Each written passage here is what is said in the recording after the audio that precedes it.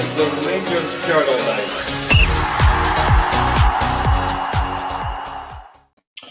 Good evening, everyone, and welcome to the Rangers Journal podcast.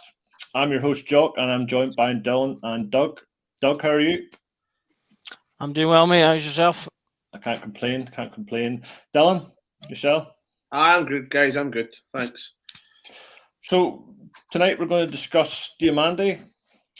Diomande arrived in January 2024 from Nordjylland. Probably butchered that. I'll give it a best shot.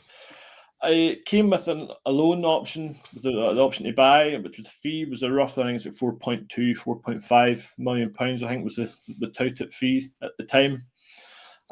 It came through the Right to Dream Academy in Ghana, which has produced the Mohamed Kudu, which is currently down at West Ham. Doug, how do you rate Diomande's time at Rangers so far? Overall, I think it's been good. He's like a couple of our players. He took a bit of time to settle in, I think. He's maybe not been as quite on top as, say, someone like Raskin or Cherney this year. But I do think that overall, I think he's had a good season. We'll see in some of the sort of the numbers and stuff that we'll look at later. He's been a consistent performer, which is a big plus for us these days. And I think that there's more to come from him as well, because I've said in some other pods, I think he's improved a little bit under Barry Ferguson when he's been given a little bit more freedom and a little bit more license to be creative. So I'm quite excited to see. I think he's one of the group of players that is he's one to keep and to build on and hopefully improve under whoever the new manager is. Especially if obviously we're looking at potentially losing the likes of Raskin, who apparently there's interest at him at the 20 million mark, which he's going to go if that's the kind of money people are offering for him. And if he goes, then that will leave Diomande as one of our most experienced midfielders. We're bringing in the likes of the young lad from Dundee, and presumably we'll bring in some other players. But he'll be a settled, experienced guy there. So I think there's more to come from him, and I'm looking forward, as I say, to hopefully seeing him bloom a little bit more next year under whoever the new management is. I definitely agree with the improvement under Ferguson. It's there to see. Pretty much from when Ferguson came in the door, you could just see there was a sort of, as you say, he was given a bit more freedom and a bit more sort of license to sort of go forward and get involved more. And it's something that I think initially I thought was what we were getting when he first signed. Dylan, your thoughts on Diomande's start to his Rangers career? Listen, I really like him as a player. I think the thing that gripes with me most is I think he can be so much better. And I think that sometimes when in the big games, like when he's playing against Celtic or playing in the Europa League, I think he can be the best player in the park. And when it comes to like Dundee or whatever, I think he kind of goes missing a wee bit. That's my biggest gripe with him. Because I think if he gave you what he gives you in the big games all the time, then he could be leaving for 20 plus million as well. But again, he's young and he's learning, he's developing. I think that he's probably one of the best, if not the best player at getting us out of trouble in that midfield, turning and avoiding the pressure of the press. His close control's really good. If I had to be really critical, I'd say maybe he needs to work on his stamina. I think it comes 70 minutes, he's burst. And I think we've seen that under Barry because he's got that license to go forward. Come 70, 75 minutes, he kind of falls away from the game, falls out of the game a wee bit. But no, I think he's definitely someone that you can arguably build a team about if he becomes just a wee bit more consistent. I think personally, whenever he first arrived, and I know Clement took a bit of time with him to sort of bring him into the team, and he was when he did see, you saw glimpses of what he could do, and then he scored that 25-yarder against St Johnstone in that farmers' field up in Perth, and I thought, right, this is exactly what we were crying out for. Somebody who can not scared to take a shot from outside the box, but has the quality to back it up. And then shortly after that, he got a good goal against Hearts when we thumped Hearts 5-0 at Ibrox as well. He got a great goal in that game. Dylan, do you think he's maybe just not got the physicality for this league? No, I don't think that. No, I think that because I wouldn't really say Glenn Kamara had the physicality for it either, or Joe Rebo. But then when they grew into a Rangers team and they put on sort of a wee bit more muscle mass, and they became sort of top players in the league. And I think that Diomande's in that same bracket for me as those type of players that he's quite long and leggy and slender and can get out of trouble quite easily. But I don't really think he gets bullied on the park as much. I think for his size, he can maybe win some more aerial duels, maybe win some more headers and be a wee bit more aggressive. But I don't particularly think that he gets pushed off the ball or loses the ball due to being weak. I think it's more that he's maybe overran it or he's took a bad touch and things like that. But no, I don't think that he's build it hampers him any. Doug, what do you think? You think he's sort of similar lines as Dylan? He's maybe. I think that's something I see online. Is a lot of people complaining about maybe his size and his strength. Well, ultimately, I mean, that's something that you can work on. Unless a player has a significant issue, then physicality should not really be an issue, because that's something you can work on. You can build muscle. You can work on strength, and not just strength, but technique. It's not just about being the strongest. Sometimes it's just about your technique and jumping, getting the step ahead of other players. Even if they're bigger and stronger than you. I mean, we've seen Raskin scoring a good few headers in the second half of the season. He's one of the smallest players in the park most of the time. Yeah. So it's not always about the physicality, but I do think that you do need to be robust. In British football, but Scottish football in particular. The gold star example is Ronaldo. When he first rolled up at Man United, he was this little whippet kid who, he had all the moves. He could swing his legs around at 100 miles an hour.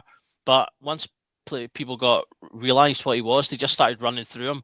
And then one summer he went away.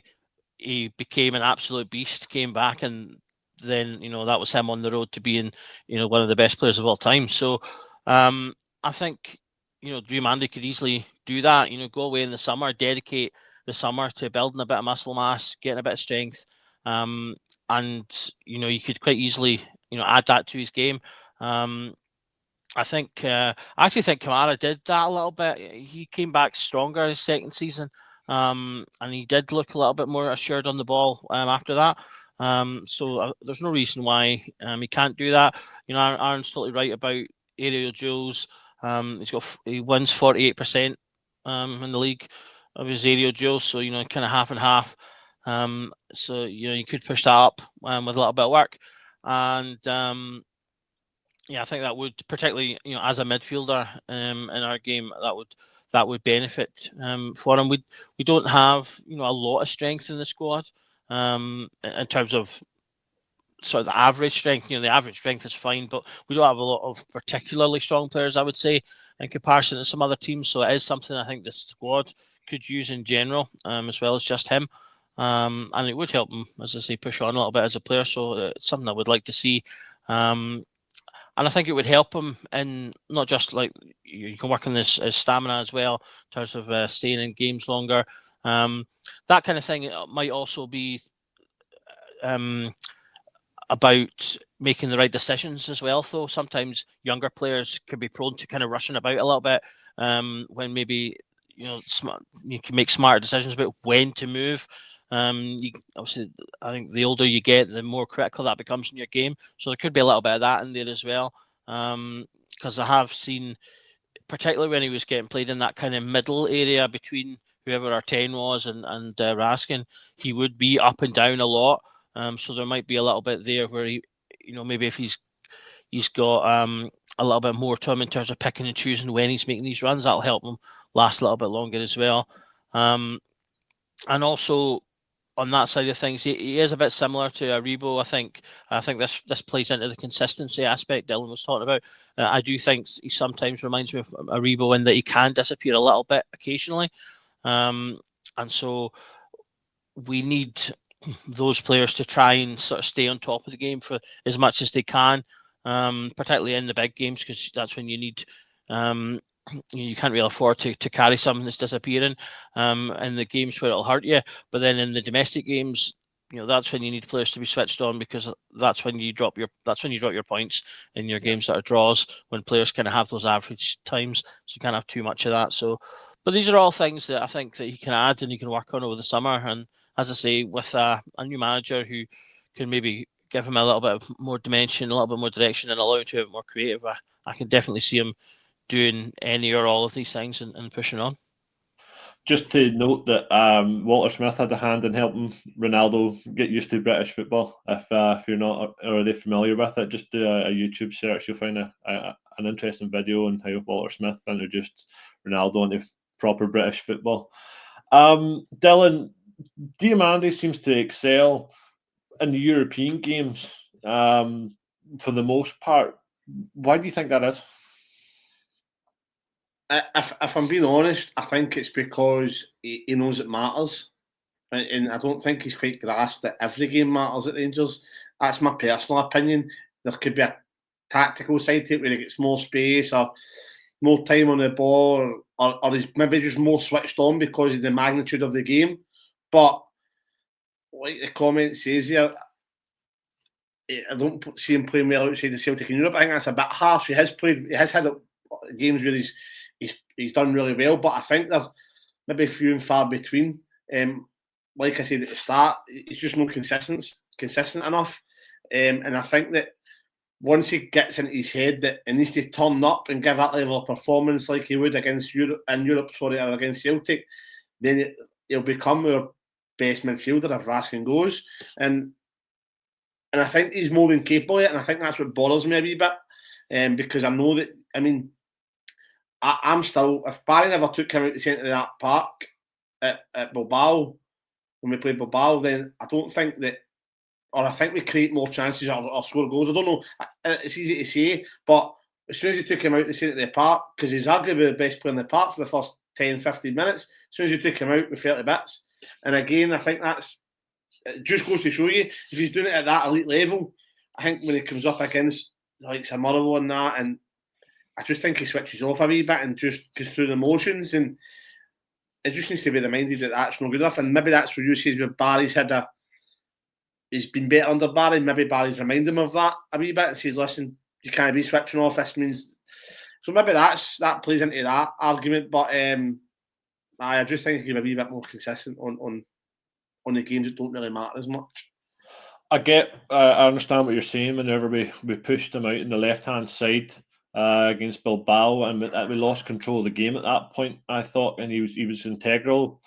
Doug, you indicated, I think it was during that game in the chat, that he's played in that position before, but he's been played across a couple of different positions. Why have we not really seen that at his time at Rangers? Yeah, he played left midfield a few times for Northland. So it was more that I think that might be why Barry made that decision, is that he thought he could sort of play that position. The big problem about that change wasn't so much him being on the left hand side of midfield. I think he's perfectly. I'm a big thing about. I believe any elite footballer can play, in my opinion, should be able to play comfortably, maybe not to their best, but comfortably across the line of whatever position it is they play. So if you play midfielder, you'll be able to play across midfield, whether it's left, centre, or right. You're maybe just not at your best. The bigger issue was what we lost from him being in the middle rather than the fact he was on the left, which I think was the bigger problem there. Just picking up on that comment, I agree. I definitely think there's games you can pick him out in that he was good against, outside of those matches. The January St Johnstone game, 3-1, he was excellent in that match, got a goal and an assist. He was good in the St Mirren, the recent St Mirren game, the 2-2, he got an assist in that one as well. And I thought he was good in the 4-3 against Dundee. So I think there's definitely games you can pick out that he's performed well in. I do think Dylan's right that we need more of that. I think you can apply that to the whole team, to be fair. But there's definitely games, if you go back and look at them, there's games that he's performed and contributed in that aren't just the big games. It's just that as I say, like most of the players, we haven't seen enough of it. But yeah, that going back to the European game, he has played a little bit on the left, so that's something he can do. But I think that game in a microcosm kind of highlighted that central is his best position, and is going to where we can get the best out of him. Part of that problem is a squad problem that we've had for far too long. With whether it's needing someone to challenge Tav properly, or having anyone that can play on the left wing. At this point, I can't even remember. I don't remember the last time we had someone who's consistently played in the left wing. I think it was Ryan Kent, and that's 2 years ago. That's been the bigger problem, is that we're playing too many people out of their best positions due to the lack of squad depth, and that's something that I'm hoping that we'll address over the next year or two. Dylan, then going on then from what Doug's saying there, do you then think if the quality around Diomande increases, do you think you get a better, end product at Diomande? Do you think that's going to increase his statistics in terms of assists, goals?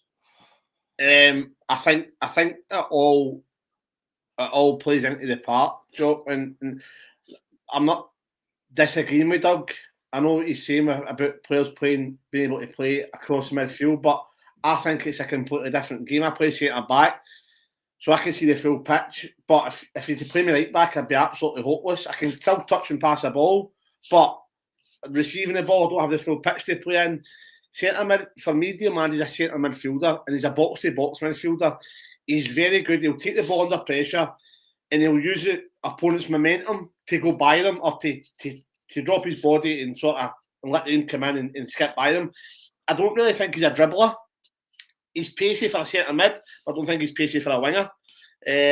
So I see him, if you put, again, a comment there said he was struggling. It was a one-man midfield until Racing came in. I think Connor Barn as well at one point was a one-man midfield at the start of the season. Diomande came in, and I don't really think they had a structure or a way of playing.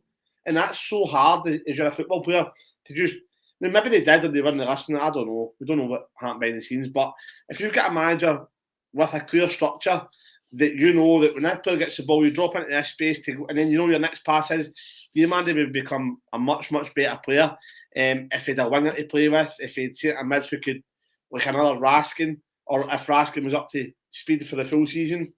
I think we've seen a lot better of him, with a striker that can hold the ball in, allow him to go and support rather than running behind. Loads of different things play into it. And there's no slight to Dessers, he scored a lot of goals, but he's always looking to run and beyond. If I'm a centre mid, who am I putting the ball to? I don't have a winger, I don't have a striker. Do you know what I mean? So I think these types of things, the style of play, all plays into it. And I think that if a new guy comes in, plays a style of play, or makes it's simple enough to play that style of play, whatever it is, and he's got players round about him that he can link up with, then I think he scores more goals, double the assists. And I'm quite confident in saying that. I think he definitely, the one game that sticks out for me in terms of his midfield ability was the Fenerbahce away. He absolutely, like you say, he was taking the ball in tight situations, and he was being able to move out and create space and get us going on the counter, and taking the pressure off the defence when the ball was won back. Something I think in the league, it's something that we don't do quick enough. It's something we're too slow and too passive in. And we've been crying out for that for probably the best part of 2 years now, maybe even longer. But in terms of the European side, he's got that freedom, he's got that space, because it's a different game type. You're not hemmed in and you're not closed down as quick in those European games. And I think that's where he does thrive. You're just not going to get that at home against your St Mirrens and your Motherwells, and you're not going to get that away at Aberdeen and in places like that, where it's the intensity is just far, far greater, and it's like you say, it's probably why he is struggling in these games. Doug, you've got a slide here. So you just want to throw it up, and then we'll just we'll take a look at it.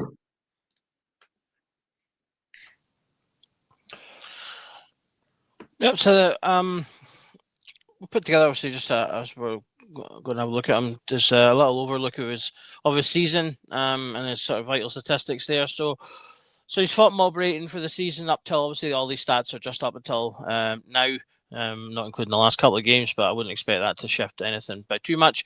So he's got 7.27 ratings. That's up higher end in the sort of the green. To put that into context, our highest rated player in the league is 7.64, which is James Tavernier. And our lowest player in the league, 6.71, Dijon Sterling. So, he's up in that sort of upper half. In terms of rated players. What was that, sorry, Dylan? That was surprising. I'm saying that's right. who the two players are. Because if you ask the guys in the chat, they would probably swap that about. Yeah. Tab's one of those ones that he tends to mostly be our highest rated player. And it's largely because he's always involved in the game. Yeah. So he's got lots of stats that he racks up. So you tend to find he's high for a lot of things, even when he's not necessarily playing his best. That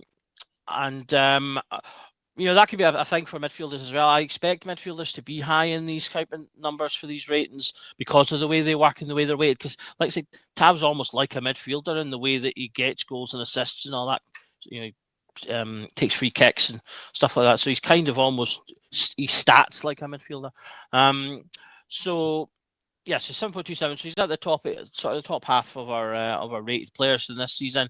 23 years old, as we said, obviously still young. He's still developing. The point about him playing around better players, I definitely think. I'm a firm believer of the sort of the tide raises all boats, sort of thing. So if you put good players around young players that are eager to learn, and then they will, and they'll improve. Left-footed, his market value seems to be sitting in the sort of 4 to 7 million range, depending on which website you're looking at. Obviously, as we know, he's played kind of across the centre of midfield, and we've still got him until 2028. So we've definitely got, we can definitely keep him another year, I think, to keep developing, because I do think he has the potential to turn heads and potentially be a 20 million sell. Like Raskin looks like he's going to potentially be. I do think he has that potential in him as well. So you've got his appearances in there. I've included his minutes. We do have a lot of players that look like they've racked up a lot of appearances, but their minutes are not really that high, so they're maybe only on for here and there. Scott Wright was a big one for that. It looked like he played hundreds of odd games, but most of the games he'd played about 5 minutes. Diomande is not one of those players. He's played a large amount of minutes. He's been very consistent. Which is a big thing, obviously, for us. We have too many players that just aren't playing regularly enough, but Diomande doesn't really fall into that. He's played the most of the minutes of the games that he's been in. Of his total 51 games, you can see that he's got 6 goals and 9 assists, which is a reasonable haul for a midfielder. I would like to see more from him. I think, Dylan, you touched on that as well. He is... When he came in, my understanding was he was a more attacking midfielder than defensive. So I do want to see a little bit more of that, and I think we can get more of that. He's not one. He is one that seems like he'll take a pop from the edge of the box. He did a couple in his first few months with us. So I think that we should be challenging him and saying, look, right, you've got 6 and 9 there. Turn both of those into double digits next season. Having said that, he's our 4th top scorer and our 2nd top assister. So within the context of the squad, he's doing okay. But that's in a squad that aren't getting enough goals and assists. So, in the context of the team, he's doing well, but the team as a whole obviously isn't doing well enough. He's doing okay there. He's got his second most appearances just by appearance, 4th most by minutes. So as I say, he's been very consistent, which is a real plus for us. And then at the bottom there, we've got his player traits. So the way that these break down. So, for example, looking at the first one there, chances created. He's the 69th percentile for chances created, which basically means on FOTMob. They compare these traits against players who play in similar positions and in similar leagues. So, for example, maybe the Scandinavian leagues might be considered kind of equivalent to Scotland. So, for players that are in similar positions to him, he will create more chances than 69% of players. Aerial duels won. He's only winning aerial duels of 26%, over 26% of other players. So that's an area, as Dylan highlighted, that he can improve on there. 68% for goals, so he scores 60. He scores more goals than 68% of players in his position. I've just noticed I've spelled defensive bizarrely there, but defensive actions. He's 24th, so he can improve his defensive actions a little bit, perhaps. But I think that's maybe reflects a little bit more about how he's. He kind of seemed like he was a defensive midfielder at the beginning of the season, but then he was kind of more attacking, and he has been more attacking overall. Shot attempts, though, you can see that's really high. So he's making more attempts on goal than 75% of players in this position. So I think that's a good indicator. He's trying to make those attempts. But in terms of touches, how much he's getting on the ball, he's only getting touches more than 43% of players in similar positions. And again, I would want to see that higher, particularly for a team that should be dominating games, because that's something we're not doing this season. We've allowed ourselves to be dominated by Dundee, by Kilmarnock, by St Mirren even. And these are games that we should be dominating that, and so that's definitely something that needs to be higher in the future. Just to touch on that there, Doug, I think that's due to how Clement played. I think he played and bypassed the midfield. He sort of went long, and then they were maybe getting their touches from setting balls and stuff like that and having to win it. I think that his amount of touches tells that story, basically. Yeah, definitely that will have been an impact as well. And I think we've seen him on the ball more since Barry Ferguson's come in, which may in part be why it's looked like he's been better. Maybe he's not necessarily been that much better, but he's looked like he's been better because he's been on the ball more. But I count that as an overall positive anyway. I want my midfielders on the ball, particularly my creative players, and he is one of our creative players, I think. And also for a player like him, I think you'll get more confidence out of him if he's on the ball and working with it. And again, I hope that's something that we see from whoever the new manager is, getting players like him on the ball more, getting the confidence running through them, so that he can then, as I say, improve the other metrics there and try and score more goals and get a couple more assists. Dylan, going off what you've seen stats-wise, then, what do you think we need then to improve Diomande? Is it somebody beside him, or is it somebody up front that can hold the ball up, as you say? What's your thoughts? I just think that I think that players round about him that are going to link up with him. So right now he's having to get the ball, or him or Raskin get the ball for defence to try and break the press, carry it forward, and then try and play a killer pass. That's so hard to do, especially in the league with the amount of bodies there is and the way teams set up. But if he had, like I said, if he had like a winger there to drop in that he can play a 1-2 around the corner way, a striker that's coming short to then go and hit and get beyond them, then see if you put, for me, Diomande into Gerrard's team when we had in the way we played then, I think he's every one of his numbers go up. Just because Davis. Sorry? He needs a Stephen Davis. Aye, somebody. I think Raskin and him complement each other well. Raskin's that good at mopping up the balls and winning second balls and tackling that allows him to go and go and support. But again, there's not really any wingers to go and help you support. So you're playing there up top with him and Dessers sometimes breaking forward, and Dessers is running away from him. So again, it's a difficult one. But personally, I think that if you have your three midfield, take away the 10, just put a three midfield and have wingers and a striker that can hold the ball up, his numbers go up all day long. Doug, do you agree with Dylan there? Do you think a definitive style of play would aid Diomande? Absolutely. We talk a lot about sort of definitive styles of play, and I do agree that that's something that we want. But I'm also not a fan of the trend right now. Is very much the style of play is the sort of the maximal, the Bible of the game. And I like for there to be a little bit more room for players to express themselves within whatever system is being played. So the famous examples, so the big examples, I think, of players that we've talked about, like Diomande being a bit more creative under Barry, having a bit more freedom. The kind of big examples of that are players like his name's literally just skipped out my head there. Jack Grealish. That's players like Jack Grealish. Jack Grealish is a bit of a maverick type of player. He was, and he's really not able to play his game when he plays for City, because Guardiola has a very specific role for all his players to play, and they have to do that. And that's what they do. That's how they control the game, by having a very, very strict method of playing. And there's only ever really one player, and it's normally the talismanic player. So, for example, Barcelona, it was Messi. In City, it tends to be De Bruyne, who is allowed to be that little bit more creative and do extra things when they need it. Otherwise, you're meant to do your job. And Clement seems like he was quite like that. Everyone had a job and they had to stick and do their job. And that's why I don't think we saw the best out of some of these players. So I do want us to have an identity. I think that's a better word for it. I want an attacking identity where we play good football, we play attacking football.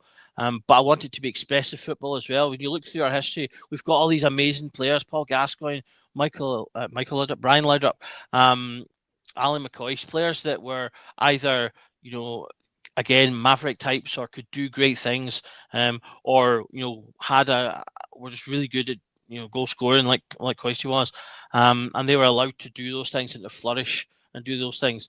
And we need to try and, I think, hold on to a little bit of that as well. So that's something, as I say, I'd like to see. I like the ideas that Dylan was talking about there. I'm a fan of having of the kind of 4-3-3. I think sometimes tactics can be over pushed in terms of looking at one individual one, because in the reality of a game, you'll usually see at least 2, potentially 3 tactics come to the fore. For starters, you'll have an on the ball and off the ball. So, for example, Celtic play a 4-3-3 as their general kind of attacking tactic, but off the ball, they kind of drop into a 4-4-2 because they pull an extra man into their midfield, which allows them to sort of overrun other midfields, and when they get their turnovers, they've got players near them to break and things like that, and they've done that successfully to us. So there'll be aspects of that as well. But I think the main thing, we've had this sort of number 10 position that's not really worked all season.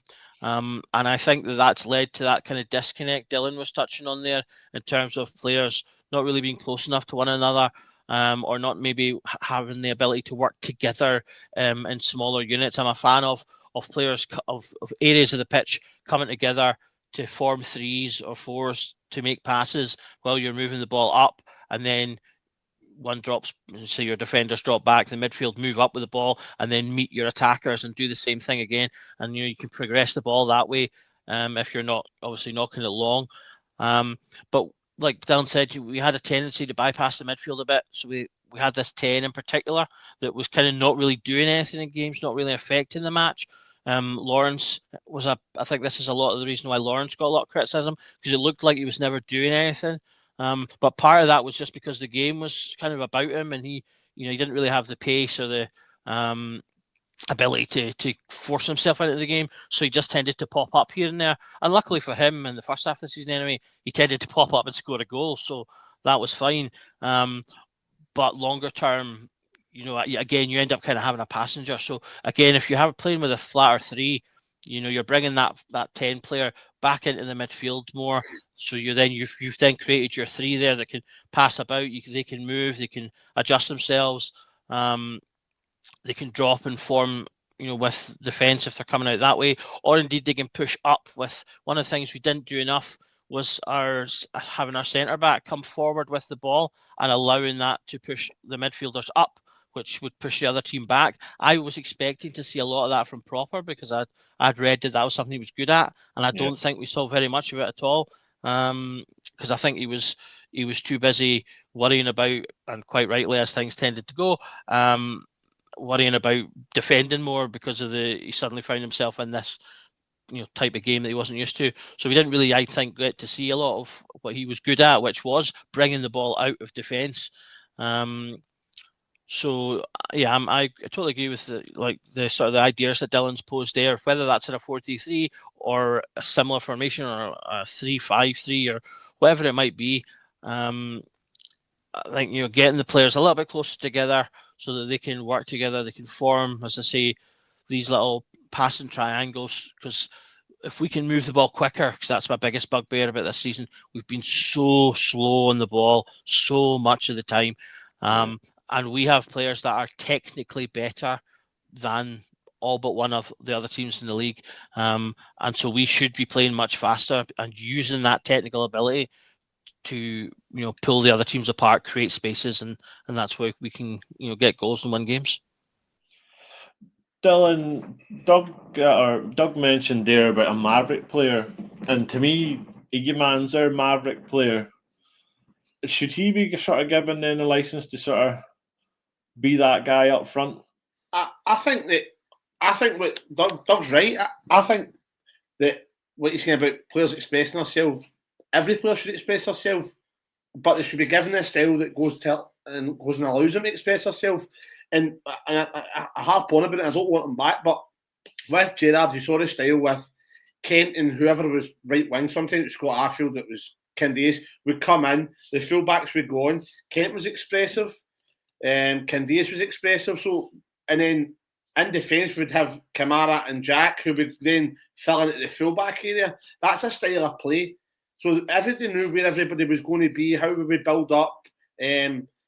Obviously, teams figured it out, and it became crossing into the box.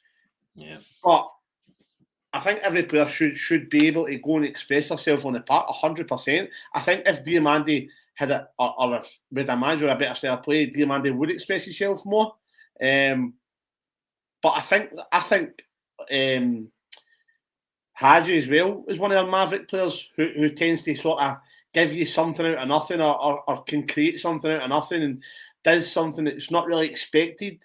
And again, these players, I think, are, especially like Diomande, like you said, and players like Hadji, I think they're hard to find these days. I think, like Doug said, football's changed. It's very tactical. It's very pass and move. But I think these players are gems to have and to find. And I think Hamza, for me, he needs to be nourished a wee bit, because I feel like at the game at the weekend there, he broke through and he could have had a shot and goal, and it broke down and he got the ball back at the edge of the box, and it was the same thought in his head, shoot. And there was like a guy in front of him, he was never scoring. And that needs to be coached out of him, if that makes sense. It needs to be a wee bit more, I don't want to say versatile, because I think he can do it all, but sometimes when he gets that thought in his mind where, shoot, that's all he does. But again, he's a young lad. Diomande's only 23 as well. People are harping on about Jeffy. Again, he's only 21. These players are going to make mistakes. They're going to fall out of games. But I have absolutely no. I don't look at the team sheet and worry if any of the three players are playing. Do you know what I mean? And same goes for Hadji. And I think they're all sort of Maverick type players. Yeah, no, I think you're right, particularly Hadji, because he's had his moments over the season as he's been with us, and I think obviously this season the goal and the 3-0 one at Christmas time was one of those ones where it just came out of nothing. You didn't expect him to shoot, and he caught the keeper totally off guard, and that kind of set the game up for us, really, didn't it? I think if you look at the year we won the league, Alfredo Morelos, Ryan Kent, Joe Aribo, Tavernier, these were all four of them are players that could make something out of nothing, could score a goal from nowhere, and had winning moments in them. You could arguably even include Barisic in that, with the level of assists he was creating at the time. Back then, we had, that's almost half your team there, where you had players that could have moments as well as contributing just generally, but had a bit of magic in them. And that's something that we just don't have enough of now. Like I say, we've got, like Hadji does it on occasion, but obviously we've been robbed of his services for the majority of his time with us, with injury and then being on loan. Other than that, Diomande has shown he might potentially have that in him. Obviously the Old Firm win was a cracking goal. But other than that, I think you'd struggle to say there's any players in there other than Tavernier, and he's obviously on the way out, that you could hang your hat on and say that's a player that I know, even if he's having a bad day, might turn around and just do something and win us a match. I'm not sure you can really say that with any great confidence about anyone in our squad right now, and that's the problem. Is that that's where we're dropping all our points, because we don't have enough of the players that have that. He can just do something, and we'll win games when we're struggling. I think though, Doug, that's part of the problem. That's what we've relied on. That's what Clement relied on. Players just making something happen. There was no structure to allow them to go and be as expressive as they can be under a structure. But it was more like, right, there's the game plan, go and win the game, play long balls, play off second balls, make something happen. To me, and that's what we saw for the majority of the season. Whereas I think if they had a wee bit more direction, then something happens because of that, if that makes sense. It's hard because I'm trying to think about it in my head. But if you've got that when you get to this part of the final third, play, and he runs in behind, if that doesn't come off, then the ball will break to Hadji or somebody at the edge of the box, Hamza, who'll go and fire at the top bin, and that's them going expressing themselves. Or they'll do a wee turn at like Hadji sat somebody down at the weekend, because he can go both feet. So they're being expressive, but I just think they've been hampered by not having any direction to take it in, mate. Yeah, I can agree with what you're saying there. I think if you hark back to, like, obviously the Gerrard season, and you had those players, you had wingers attacking and bursting into the box, and that was creating chances. It was creating scenario situations where we're getting penalties. That obviously boosted Tav's stats because he was sticking them in left, right, and centre. But we also, the midfield was carrying a lot of weight with goals, because Ryan Jack would contribute with goals, Arfield would contribute with goals, Stephen Davis was contributing with goals, Aribo was contributing with goals, Kamara even was in there as well. And then you had the quality delivery of Barisic, higher number of assists. That's all something that the team, in terms of stats and assists, has just regressed, particularly this season. And Tav as well, because Tav's not getting those opportunities. He's not getting those penalties to take something we've missed. That back then, I'm thinking the team had a bit more grit. The team had a bit more sort of character and a bit of steeliness to it. Is that something we're missing now? Dylan, whoever wants to go first. Yeah, I mean, I think everything we're talking about, it's been a little bit of a death by a thousand cuts. Is that we've kind of slowly lost all of these things one by one. Dylan's talking about being solid and playing game to game at a good level with a good system, and the players just expressing themselves game to game, which is something we should be doing as a dominant team in the league. And then you've got that, the extra on the top, where you've got your players in there that can, when you are struggling, because you're always going to have those games. Sometimes you're just off it, or for us, it might be after a European game we've had to put our pan in to get a result out of. You're going to have games that you're going to struggle, so you need those players with that little extra. And we've just kind of lost all of these things one by one. Like you say, there seems to be a bit of grit, a bit of fight, a bit of belief, all just missing season after season, until we've kind of got to this kind of low point that it feels like we've not really got much of anything. So it's going to be a case of rediscovering all of these things. And you're going to do that by bringing in quality players with not only with the right technical aspects, but with the right mental aspects and the right personalities.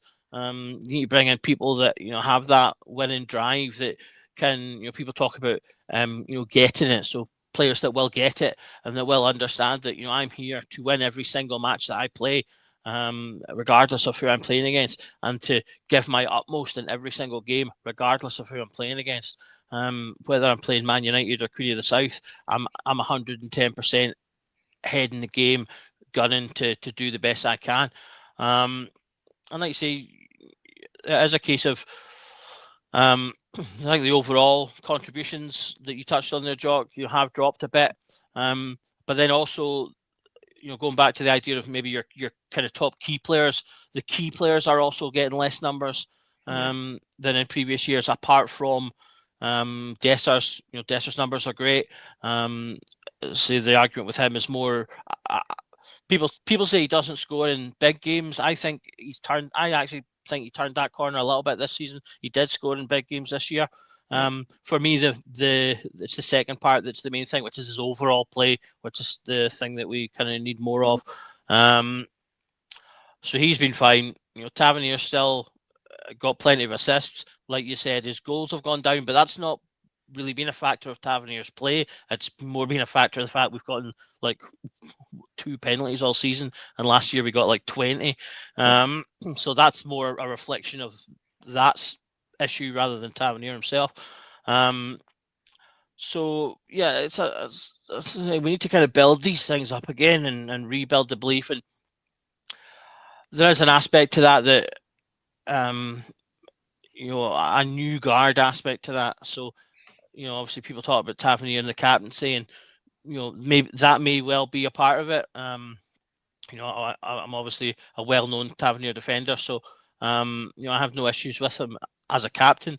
But I do think that there is a validity to the fact that he's been captain for a long time now. And we are talking about like the idea of moving into a new era of the club, and he is kind of that one remaining anchor point, and he really, really will become the takeover, because the board will have changed, the CEO will have changed, we'll have a new director of football, manager, number, whatever. He really, really will be the one anchor remaining. And so I do think there is potentially a symbolicness to when that decision finally gets made, whether it's this season or next season. I do think there will potentially be something with that. I don't think it'll be maybe quite as big as some people suggest it will be. If you read some tweets, removing the captaincy from Tavernier will cure cancer. But I do think we are at the point where there is an aspect of that there as well. So it's just another point about how important a good recruitment is going to be. The biggest thing for me is availability. So I think we need an entire squad of players who are available. I'd rather have a Candace or a Scott Wright that's available every single week and can give me 6, 7 out of 10 and the occasional 8 in a cup final or whatever it is, than someone who can give me a 9 but only plays every 27th game. So we need to look at having players that are available, that can come in, as I say, build a squad of decent strength, rediscover these margins that we can, take to push ourselves over the lines of things, and create, a squad that's full of competition, full of verve, full of drive, and then are put on the pitch by a manager that's going to give them the ability to express themselves and be the best that they can be. Dylan, steeliness, the bite, the grit that we once had under Gerrard, do you think we can get it back? Do you know what really, really does my box in is, I don't know if you've seen the Jermaine Defoe interview, and he says that when we come back at pre-season, there was just this focus there. Everybody was hitting the gym. Why is that not the case every single season? Do you know why did it matter then the most to stop the 10? Why can't we put that into every season after? I don't get it. Because to me then it's telling me that they're not coming up. And I know what you're saying, that was it because you wanted it more that season? Was it because I don't know, I just don't, that annoys me, because it tells me, or I take from it that the season previous they weren't given it their all. So then that's not scar tissue though from the first 2 seasons under Gerrard, where everything was going all right, a couple of blips here and there, but then we got to Christmas and we won. Did we not win both Old Firms either side of Christmas both years? And then we went away and we come back and we just fell off a cliff. And then the second season we fell off a cliff again. And I think the third season, I think it was all building to that. I think that's just my opinion. Maybe you're right. I just take. Like I say, it does my box in, because I feel like it's a let's go right there. I feel like it's a like people take like heart from it, like, oh, that's really good to hear that. Whereas don't I think the opposite. Why are you not giving that? No, not to say they weren't, but we were still like drawn against Hamilton and teams like that. We were still dropping points to. But to go back to your question, do I think we've lost the steeliness and grit? I do. I think that I need to watch my words here. But what I worry about is with the new takeover and all that. Like, who's going to be? For me, Jimmy Bell was a big part of it. and I think he drove and kept the standards. And I think I've said this before in the pod. Who's now doing that? Now, Philip come out and said at Queen's Park that these games happen. We had 30 odd shots and goal, and sometimes it just doesn't go for you. That's not good enough. There were no daft. We understand that these games can happen, but I don't expect my manager to be coming out and telling me that these games can happen. Whereas Barry Ferguson's opposite. No, Aberdeen wasn't good enough. We went to win. At the end of the day, when we get a man sent off, it's all right, but no, that's not the case. Who's going to be that person going forward? Because for me, that's what that's Rangers culture. That's what's lost. I don't think these players. That's where the mentality comes into play. I don't think these players get it, and I don't know who's driving that standard. I should say, and not that Jimmy Bell did drive it. It's not like he gave team talks. I don't mean that, but I think he just kept everyone reminded what it was and what came before them and how lucky they were to be in this position and what it means to the fans. And there you go. And I just think that's what worries me going forward. I think that's where we lost a wee bit of that steeliness. And to be fair, you can tell that night against Leipzig was the first game after they passed, and the players, everybody to a man. I've got goosebumps thinking about it. That night was unbelievable. So, and I think that's just goes to prove my point there. And that's what worries me going forward. I think we need a manager in that can instill that, or employ somebody that can keep those standards in our culture going. Well, that's, that was supposed to be what every fan probably would have thought what Alec Ray would have been whenever he was there under Clement. And as you say, Clement came out and said that about the Queen's Park game, and that just, it was done at that point. The fans had completely, any thread of connection he had with the fans was gone at that point, and that just highlighted that he just didn't get it. And he didn't get the magnitude of how big a result that was in terms of Scottish football, because that was modern day. It was an absolute howler, and we should not be losing at home to a team of that. No disrespect to them, but a team at that level, at that, that's just, that doesn't happen in Scotland. And I say it's done himself no favours, and it was an uphill battle, which obviously ultimately, he wasn't able to win. Closing thoughts then. Looking forward then to obviously the next game. Are you expecting any wholesale changes to what's coming up against? It's Aberdeen we're playing in it, Doug? I don't really. I don't think I'm expecting an awful lot different. I would like to think they'll get up for it. Aberdeen, is, you can argue, is our second biggest domestic match.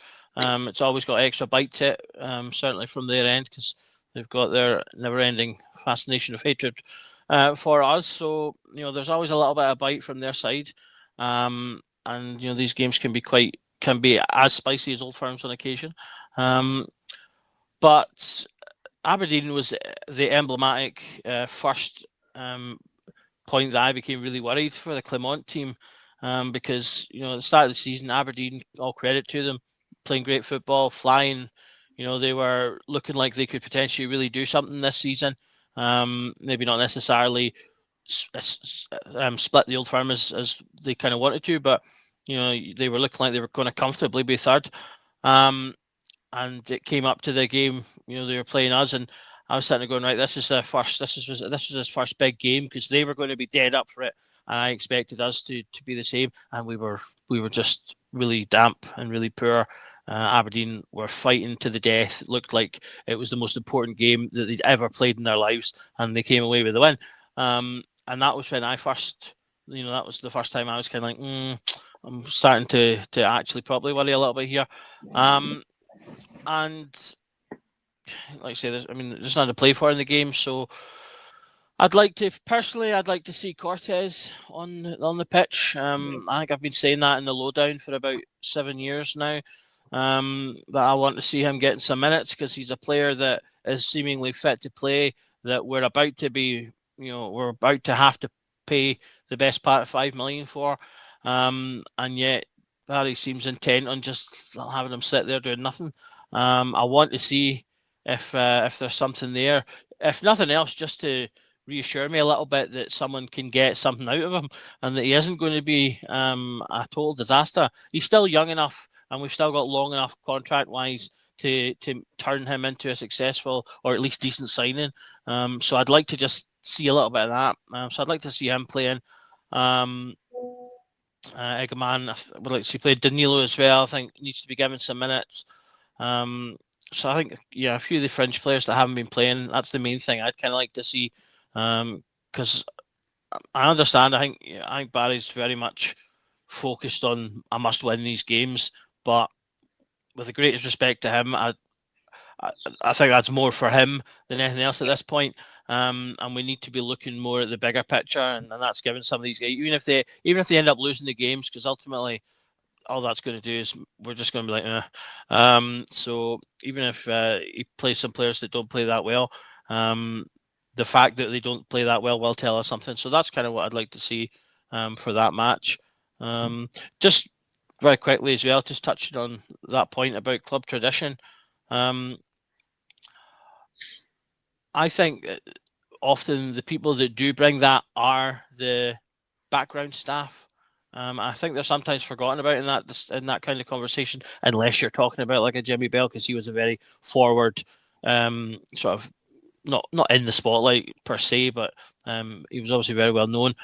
But I think for me, that's the most important or the people that are arguably going to be the most important of that are those type of staff, the staff that are on the periphery of the football itself, because they're the ones that are at the club for 10, 15, 20, 30 years, potentially. Players will come and go, managers will come and go, CEOs will come and go.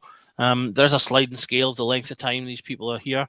And while you want people that will understand the core facets of the culture is built by the people that are there for the longer time, because they're the ones that have the memory to go, well, these are the people that came before you, and everything that Dylan just mentioned there about Jimmy Bell. So I think as long as we've got good people in the club and these surrounding areas, then we can help ensure the culture continues.